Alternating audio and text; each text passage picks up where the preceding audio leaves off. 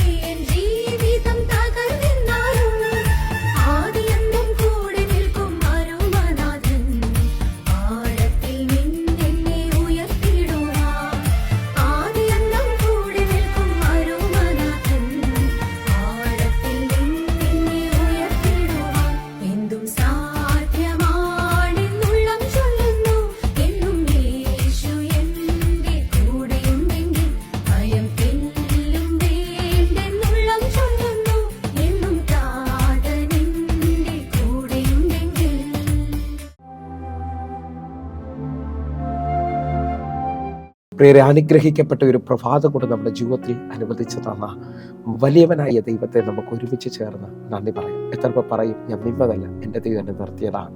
ഒന്നുകൂടെ പറഞ്ഞു കഴിഞ്ഞാൽ 2025 ഒക്ടോബർ മാസം 11 തീയതി വരെയും എന്നെയും എൻ്റെ കുടുംബത്തെയും കണ്ണിലെ കൃഷ്ണമണി പോലെ സൂക്ഷിക്കുകയും വിടുവിക്കുകയും ചെയ്ത വലിയവനായ ദൈവത്തിന് നന്ദി പറഞ്ഞുകൊണ്ട് ഈ പ്രഭാത ചിന്തയിലേക്ക് നമുക്ക് ഒരുമിച്ച് അടുത്തു വരാം. മനുഷ്യനും സാഹചര്യവും എന്നോട് പറയുന്നത് വിശ്വസിക്കാതെ തളരാതെ മുന്നോട്ട് പോകുക. പ്രിയരെ, പ്രാരംഭവാക്യത്തിലേക്ക് അപ്പോസ്തല പ്രവൃത്തിയുടെ പുസ്തകം 28 അധ്യായം അതിന്റെ 5-ാമത്തെ വാക്യം. അവനോ ആ ജന്തുവിനെ തീയിൽ കുടഞ്ഞു കളഞ്ഞു, ദോഷം ഒന്നും പറ്റിയില്ല. പ്രിയരെ, ഈ പ്രഭാതത്തിൽ ദൈവം നമ്മോട് ഇടപെട്ട അനുഗ്രഹിക്കപ്പെട്ട വചനത്തിനായി നമുക്ക് ഒരുമിച്ച് ചേർന്ന് ദൈവത്തിന് നന്ദി പറയാം.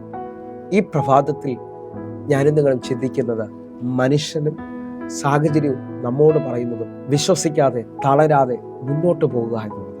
എന്നെ കേൾക്കുന്നവരെ, നമ്മുടെ ജീവിതത്തിനകത്ത് മനുഷ്യർ പലരും ഇപ്പോഴത്തെ സാഹചര്യം കണ്ടിട്ട് പറയുന്നുണ്ടായിരിക്കും, ഇനി മുമ്പോട്ട് പോകത്തില്ല, ഇനി കാര്യങ്ങളൊന്നും നടക്കത്തില്ല. അതേപോലെ തന്നെ സാഹചര്യം നമ്മുടെ മുമ്പിൽ വിളിച്ച് കാണിക്കുന്നുണ്ടാകാം, ഇനിയൊരു രക്ഷയില്ല, എല്ലാ വഴിയും അടഞ്ഞു പോകും. ഞാൻ നിങ്ങളും വായിച്ചു കേട്ട വചന പശ്ചാത്തലം ശ്രദ്ധിച്ചു കഴിഞ്ഞാൽ അപ്പോസ്തല പ്രവൃത്തി 27 അധ്യായത്തിൽ വലിയ പ്രതികൂലത്തിലൂടെ, കപ്പൽ തകർച്ചയിലൂടെ ഇതാ പൗലോസും കൂട്ടരും മെലീത്തയിൽ കയറി വരുമ്പോൾ അവിടുത്തെ ബർബരന്മാർ അല്ലെങ്കിൽ അവിടുത്തെ ജനം പൗലോസിനോടും കൂട്ടരോടും അസാധാരണ ദയവ് കാണിച്ചു.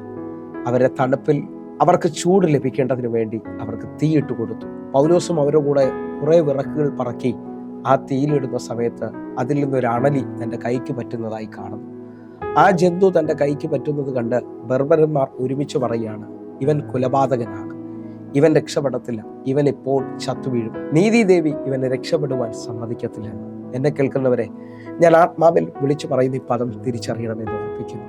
ഇതാ അവിടെ നിന്ന് ബർബരന്മാർ ദയവ് കാണിച്ചെങ്കിലും പൗലോസിന്റെ കയ്യിൽ ആ അണലി പറ്റുന്നത് കണ്ട് ഇതാ അവർ ഒരുമിച്ച് പറഞ്ഞു, ഇവനിപ്പോൾ ചത്തുവീഴും, അവനിപ്പോൾ അവസാനിക്കാൻ പോവുകയാണ്. ഒരുപക്ഷെ ബർബരന്മാർ അങ്ങനെ പറയാൻ കാരണം ഇതിനു മുമ്പേ അവർ കണ്ടതെല്ലാം, ഈ അണലി ചുറ്റുകയോ കടിക്കുകയോ ചെയ്തതെല്ലാം മരിച്ചു വീണിട്ടേ ഉള്ളൂ, അല്ലെങ്കിൽ ചത്തു വീർക്കുന്നതാണ് അവർ കണ്ടത്. എന്നാൽ ഞാനും നിങ്ങളും വായിച്ചു കേട്ട വാക്യം എന്ന് പറയുന്നത്, പൗലോസ് ആ ജന്തുവിനെ തീയിലേക്ക് കുടഞ്ഞു കളഞ്ഞു, അവനൊന്നും പറ്റിയതുമില്ല. എന്നെ കേൾക്കുന്നവരെ, ഇതാ അവിടെ നിന്ന് ജനം അവനെ നോക്കി വിളിച്ചു പറഞ്ഞത്, ഇനി അവൻ അവസാനിച്ചെന്നുള്ളതാണ്.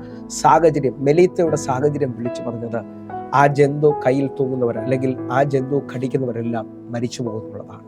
നിങ്ങൾ മനുഷ്യൻ പറഞ്ഞതോ സാഹചര്യം പറഞ്ഞതോ വിശ്വസിക്കരുത്. അവരുടെ നോട്ടത്തിൽ അല്ലെങ്കിൽ അവരുടെ പറച്ചിലിൽ സാഹചര്യത്തിൽ പൗലോസിന് ഭയപ്പെടാമായിരുന്നു.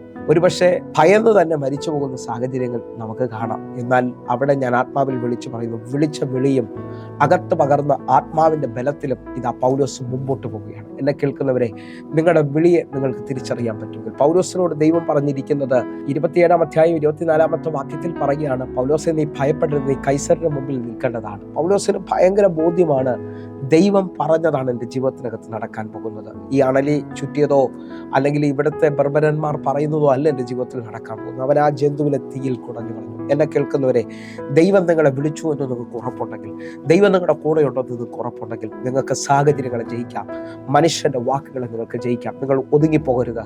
നിങ്ങൾ ജയിക്കാൻ വിളിക്കപ്പെട്ടവരാണ്. നിങ്ങളുടെ മേലിൽ പകർന്നിരിക്കുന്ന അഭിഷേകം ശക്തിയുടേതാണ്, സുബോധത്തിൻ്റെതാണ്, സ്നേഹത്തിൻ്റെതാണ്. നിങ്ങൾ വിശ്വസിക്കാൻ പറ്റുമെങ്കിൽ ഈ പകൽ അഭിഷേകത്തിൽ നിങ്ങൾ എഴുന്നേൽക്കുക. നിങ്ങൾ നോക്കി പുറപ്പാട് പുസ്തകം 14 അധ്യായം അതിൻ്റെ 3 വാക്യത്തിൽ ഫറവോൻ ഇസ്രായേൽ മക്കളെ കുറിച്ച് പറയുന്നത് നിങ്ങൾ ശ്രദ്ധിച്ചാട്ടെ.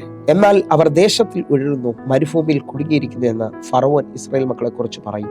എന്നെ കേൾക്കുന്നവരെ, ഫറവോന്റെ നോട്ടത്തിൽ ഇസ്രായേൽ മക്കൾക്ക് ഇനി വഴിയില്ല, അവർ തീർന്നു, അവർ ഒതുങ്ങി, അവർ കുടുങ്ങിയിരിക്കുകയാണ്. എന്നാൽ വിളിച്ച ദൈവം വിശ്വസ്തനാണ്. ലോകം ഇന്നുവരെ കാണാത്തൊരു വഴി നിന്റെ മുമ്പിൽ തുറന്നു വരാൻ പോകുകയാണ്.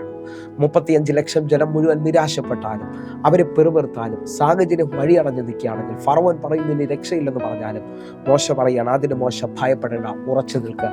യഹോവ ഇന്ന് നിങ്ങൾക്ക് വേണ്ടി ചെയ്യാനിരിക്കുന്ന രക്ഷയെ നിങ്ങൾ കണ്ടുകൊള്ളുക. ഇന്ന് കണ്ട മിസ്രയീമിനെ ഇനി നീ ഒരു നാളും കാണത്തില്ല. നിങ്ങൾ വിശ്വസിക്കുന്നവരാണെങ്കിൽ നിങ്ങൾ ജയിക്കാൻ പോവുകയാണ്. നിങ്ങൾക്ക് വേണ്ടി ഒരു അത്ഭുത വഴി ദൈവം തുറക്കാൻ പോവുകയാണ്. നിങ്ങളുടെ കണ്ണുനീര്, നിങ്ങളുടെ വിഷമം മാറാൻ പോവുകയാണ്. എൻ്റെ ദൈവം നീതിയുടെ ദൈവമാണ്. എൻ്റെ ദൈവം കൈവിടാത്തവനാണ്. ഞാനത് അതേപോലെ വിശ്വസിക്കുകയാണ്. ഈ പകൽ ഒരു വിടുതലിനെ നിങ്ങൾ സ്വീകരിക്കുക. ഈ പകൽ നിങ്ങൾ ഒരു അത്ഭുതത്തെ സ്വീകരിക്കുക.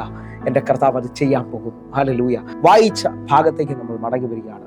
നമുക്ക് ഒരുമിച്ച് അപ്പോസ്തല പ്രവൃത്തിയിലേക്ക് മടങ്ങി വരാം. അപ്പോസ്തല പ്രവൃത്തിയുടെ പുസ്തകം 28 അധ്യായം 6 വാക്യം.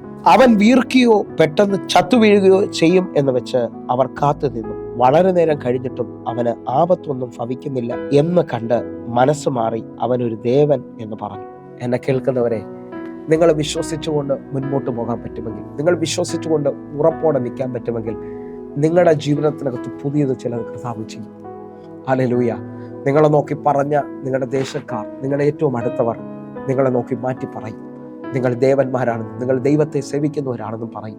നിങ്ങൾ വിശ്വസിക്കുന്നവരാണെങ്കിൽ എൻ്റെ കൂടെ ചേർന്ന് പറഞ്ഞ് ചരിത്രം നിങ്ങളിലൂടെ മാറാൻ പോവുകയാണ്. നിങ്ങൾ ആ വീട്ടിൻ്റെ ഒരു അനുഗ്രഹമായി മാറാൻ പോവുകയാണ്. ഒരുപക്ഷെ ആ വീട്ടിലുള്ള എല്ലാവരും നിങ്ങളെ നോക്കി പല മേഖലയിൽ കുത്തുവാക്കുകൾ പറഞ്ഞിട്ടുണ്ടാകാം, അവസാനിച്ചെന്ന് പറഞ്ഞിട്ടുണ്ടാകും. പക്ഷേ ഈ മെസ്സേജിൽ നിങ്ങൾ വിശ്വസിക്കുകയും ഈ രാവിലെ തീരുമാനമെടുക്കുകയും ചെയ്യണം. എന്നോട് ദൈവം ഇടപെടുന്നു, എന്നോട് ദൈവം സംസാരിക്കുന്നു, ഞാൻ അനേകർക്കൊരു അനുഗ്രഹമാകാം. അങ്ങനെ വിശ്വസിക്കുന്നവർക്ക് വേണ്ടി നമ്മൾ ഒരു വാക്ക് പ്രാർത്ഥിക്കാൻ പോവുകയാണ്. ഞങ്ങളെ സ്നേഹിക്കുന്ന ഞങ്ങളുടെ നല്ല കർത്താവേ, പൂർണ്ണ ഹൃദയത്തോടെ എന്നെ കാണുന്ന എന്നെ കേൾക്കുന്നവർക്ക് വേണ്ടി ഞാൻ പ്രാർത്ഥിക്കുന്നു. ഇവർ അത്ഭുതങ്ങൾ കാണട്ടെ, ഇവർ അതിശയങ്ങൾ കാണട്ടെ, ദൈവപ്രവൃത്തി കാണട്ടെ. കർത്താവേ, ഞങ്ങൾ ഒരുമിച്ച് വിശ്വസിക്കുന്നു. മനുഷ്യൻ പറഞ്ഞതോ സാഹചര്യവും പറഞ്ഞതല്ല, ദൈവത്തിൻ്റെ ശക്തിയാൽ ഞങ്ങൾ പുതിയത് ചിലത് കാണാൻ പോകുന്നു. അത്ഭുതം വെളിപ്പെടട്ടെ. ആമേൻ, ആമേൻ. ഈ പ്രഭാത സന്ദേശം നിങ്ങൾക്ക് അനുഗ്രഹമാകുന്നെങ്കിൽ വേഗത്തിൽ തന്നെ നിങ്ങൾ യൂട്യൂബ് ചാനൽ സബ്സ്ക്രൈബ് ചെയ്യുകയും ലിങ്കുകൾ മറ്റുള്ളവർക്ക് കൊടുക്കുകയും ചെയ്യണമെന്ന് ഓർപ്പിക്കുന്നു. അതേപോലെ ഫേസ്ബുക്കിലേക്ക് നിങ്ങൾ ജോയിൻ ചെയ്യണമെന്ന് ഓർപ്പിക്കുന്നു. എല്ലാവരും കേൾക്കേ, എല്ലാ ദിവസവും വൈകിട്ട് 6 മണി മുതൽ നമുക്ക് സൂമിൽ ആരാധന നടക്കുകയാണ്. നിങ്ങളെ ഞാൻ ക്ഷണിക്കുന്നു, നിങ്ങൾ കടന്നു വരണം. വലിയ ദൈവപ്രവൃത്തികൾ ഈ ദിവസങ്ങളിൽ വെളിപ്പെടുന്നു. കർത്താവ് നിങ്ങളെ അനുഗ്രഹിക്കട്ടെ. ആമേൻ. God bless you. ആമേൻ.